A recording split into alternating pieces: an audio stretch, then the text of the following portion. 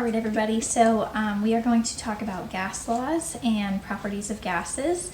And so before we start with some specific laws like Boyle's and Charles, I just want you to write down what is pressure.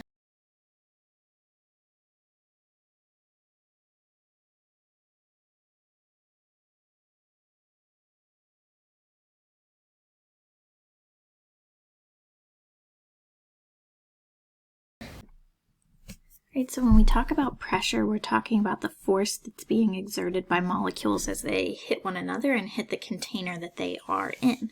So the reason that a straw works is because a straw is going to have, you're going to decrease the pressure whenever you draw up through the straw. So you're decreasing the pressure, which allows the liquid to come up. Whenever you're looking at why does a soda can explode or a can explode whenever it's in a hot car, this is going to be because the temperature increases how quickly the molecules are moving, which means that then it's going to increase the pressure on the can, and if that becomes too great, or if you open it before it has decreased, then it will spray everywhere.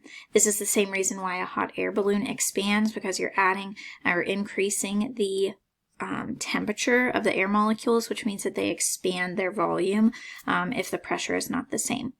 If you look at like the happy birthday balloon, if you take a balloon home and you're out in a hot environment and then you bring it into a cold environment, then the gas is going to condense.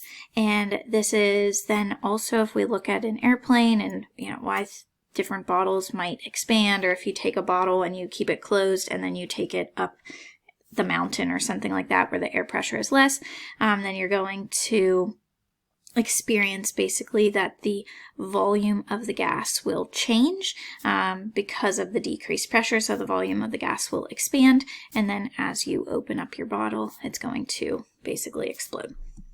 So one demo that I want you to take a look at is this. So a bottle, put the balloon in it, okay? Now I do have a hole in it. I'm going to cover it right now. And so without a hole in it, will I be able to blow up the balloon? So what do you think? Okay, so let's see. Okay, so it's not going to blow up the balloon. Now, if I release the hole, so I'm not covering the hole anymore, I'm going to blow up the balloon, or try. Okay. Okay, so I can blow up the balloon. It immediately comes back. So now I'm going to blow up the balloon and cover up the hole. So what do you think is going to happen?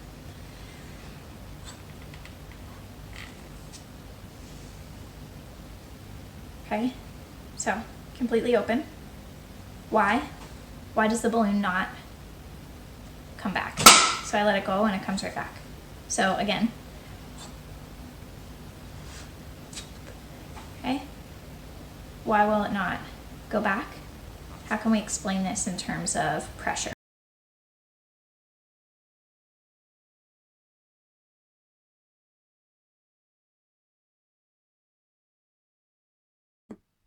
All right, so what we're looking at here in terms of pressure, whenever the hole is being covered up, then it locks in the pressure that's inside of the bottle, and so you can't compress the air anymore, and so the balloon cannot blow up.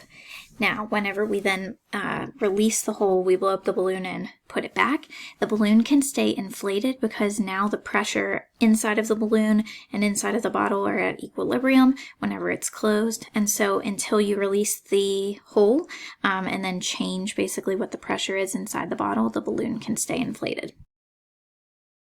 The next law we're going to look at is Boyle's law. So I'm going to grab a marshmallow, stick it into a syringe, and I'm going to push the plunger all the way down without smushing it, okay? All right, so obviously you can bring the plunger up and down and the marshmallow is just going to move. Now, if I cap the top of it, what I want you to do is predict what's going to happen whenever I pull the plunger out.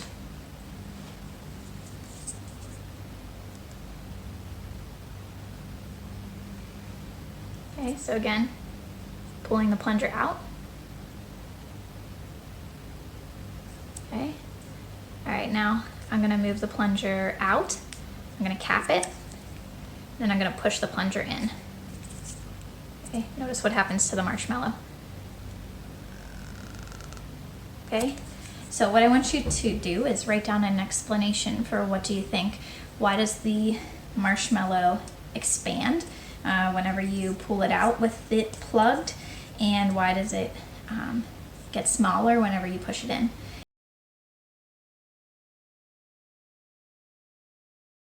And so Boyle's law has to do with pressure and volume, and they are going to be inversely related. So as the volume increases, then the pressure will decrease if the amount of particles and the temperature stays the same.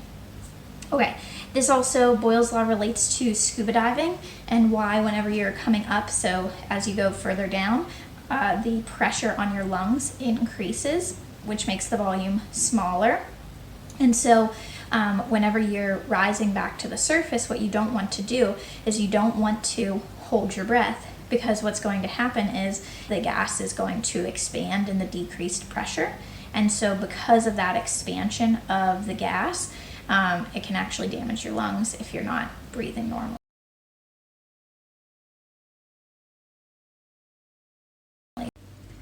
All right, so our next one, we'll look at Charles' law, which is going to look at volume and temperature. So I put a little bit of water in the bottom of it, and I'm going to put it on my stovetop.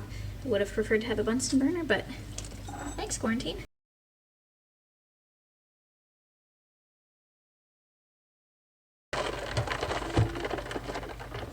All right, so we're gonna let this come to a boil and boil for a few seconds, and then we'll do our demo. All right, so it's getting hot. I'm going to move it from the stove to the ice. Notice I have a backup because it's always good to have a backup.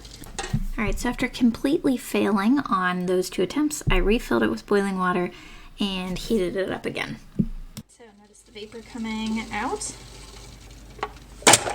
There we go. So now in terms of temperature and pressure and volume, I want you to explain why was the can crushed when it moved from the hot stove to the ice water. So when you look at Charles' law, you are looking at volume and temperature. And so as the temperature increases, then the volume of the gas also increases. And we see this by the vapor coming out of the can, so the gas is escaping. What this means is that the can is holding less gas molecules after it's been heated, because the temperature has caused those gas particles to expand. So all in all, there's less particles of gas inside of the can. So whenever you flip it over and you cover up the top and put it into the ice water, what happens is not only is it cooling it down, but then also now you've trapped less particles in the can than what it can normally hold or what it normally sustains. So then the atmospheric pressure is much greater than the pressure that's being able to be exerted by the particles inside of the can. So if you have not very many particles, then they can't exert as much pressure, and so then the can gets crushed.